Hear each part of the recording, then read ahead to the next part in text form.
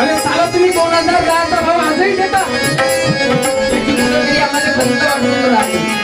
आज तुम्ही जर बिजाई घ्यायला गेले, बियाणे घ्यायला गेले, त्याचे माल दुप्पट आहे, त्याच्यावर जीएसटी लागते. आमच्या शेतकऱ्याच्या मालाचा भाव ठरवण्याचा अधिकार आम्हाला नाही. मी यावर्षी कापूस विकायला गेलो, त्यावेळेस मी त्या ग्रेडरला म्हटलं 7030 भाव होता. मी म्हटलं ग्रेडर साहेब आमच्या मालाला 10,000 भाव पाहिजे.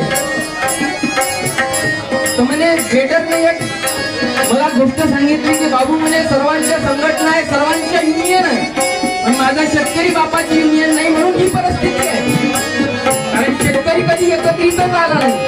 आणि तुकडोजी महाराज म्हणते काव्या अध्यायात हत्ती चावडी गवती दोरा मुंग्याई सरपाची करती जरजर वाक्य स्त्रियाची भारती उच्चार रानकुत्रे संघटनीय.